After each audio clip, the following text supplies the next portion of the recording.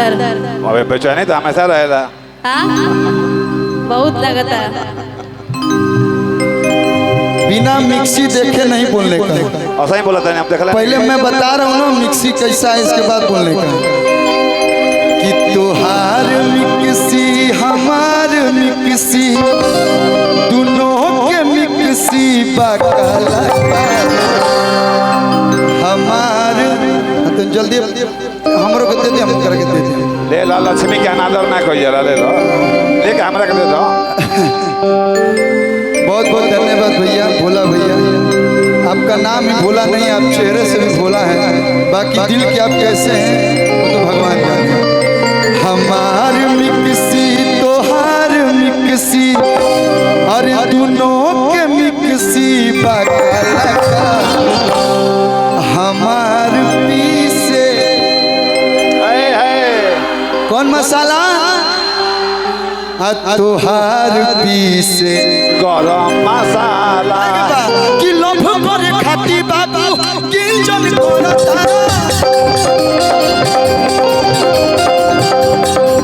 काहे बोला सीजे अपन गिंजन करता 5 मिनट में तू हो जाई बबाला करे बहाला तहार मिक्सी। अच्छा एक बात बताइए, आप हमसे इतना दूर क्यों भाग रही हैं? हम घमंड से बोलते हैं कि हमारा ऐसा सीधावा गायक कहीं ना मिली हो।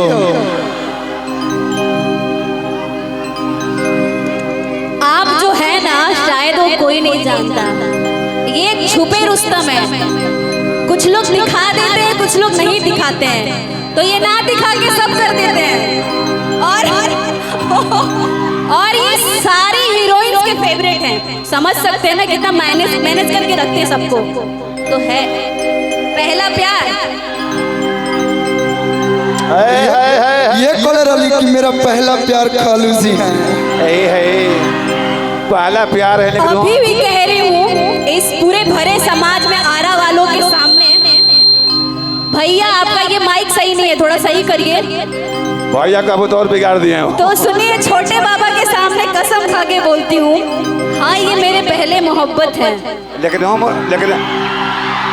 आओ कालू, हाँ ये मेरा पहला प्यार है। टकरा जाते हैं हम किसी न किसी से, प्यारे के चलते हो जाता है, लेकिन पहला प्यार वाकई यही है। लेकिन उम्र में डिफरेंस है ना।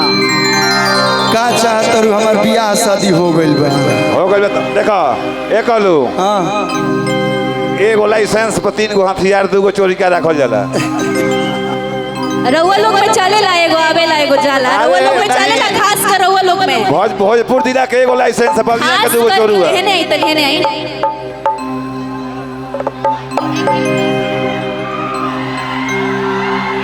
देखिए, ये जो भी फिल्म चल रहा है उस फिल्म में हम नहीं हैं।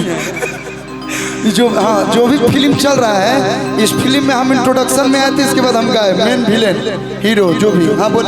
हेलो रउआ कहनी, हाँ बढ़ाइए, एक और माइक दे दीजिए यार। आ गई रउआ कहनी है रउआ कहनी है कि 3 गो प्यार चलेला, ठीक बा? 3 गो प्यार ना कहनी है। हाँ बात सुनो का कहनी है। हाँ का कहनी है? एगो लीगल लाइसेंस पर 2 गो अनलीगल हथियार। तो रउआ लोग में चलेला? हाँ चलेला।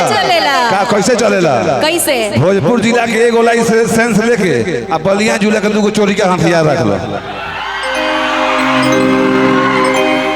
I am Gorbi Diva Sarkar from this matter in US to help.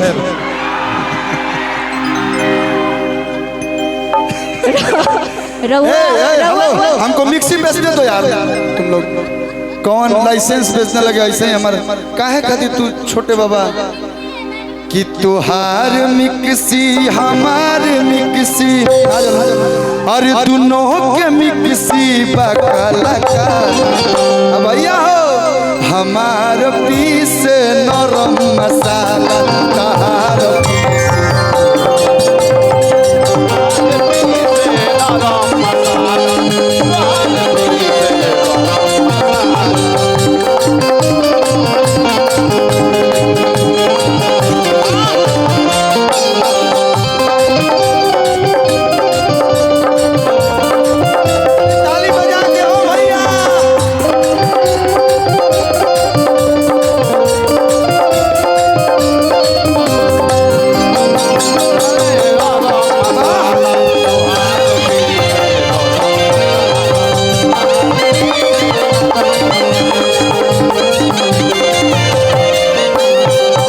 इतने में को मिक्सी आ जाई। एकलू वाह। एकलू हाँ त्रिमूर्ति मिष्ठान भंडार 0 माइलारा। त्रिमूर्ति मिष्ठान भंडार 0 माइलार भैया की तरफ से बहुत सारा प्यार। रोज हमने के वजह सिंघाड़ा समोसा चलेला। अरे देखिए कुछ फालतू मत बुलवा दिए बबू हमारा में। दीपू भैया की तरफ से ढेर सारा प्यार। सेंडिल के मारे लागे खोजता रहो, हे बांचो ना। हाली में खाली ना बोझता रहो। तई आरा ई आरा जिला के लइका कहत रे सो का कहतर हो मोट जनी छोड़ माल पातर कर,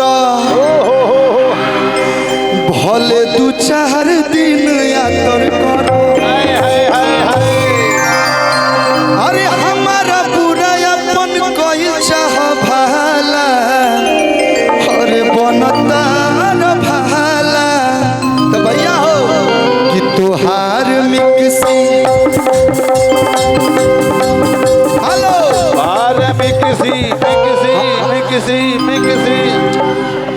तोहार मिक्सी हमार दो टेबल बैठ जा। अरे दोनों के मिक्सी काला काला काला दोनों के मिक्सी एगो गोर बैगो काला बा दोनों काला। पीस हमार पीस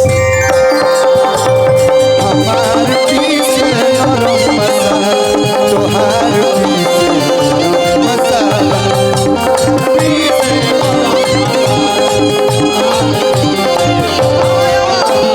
हमार पीस नरम मसाला, तोहार पीस गरम तोहार पीस गरम मसाला, तोहार पीस हमार नरम पीसेला, लेकिन गोलू राजा के खड़ा मसाला बड़ा मसाला सब पीस देवेला। एगो गाना के भाव याद पड़ल कि कौन ऐसन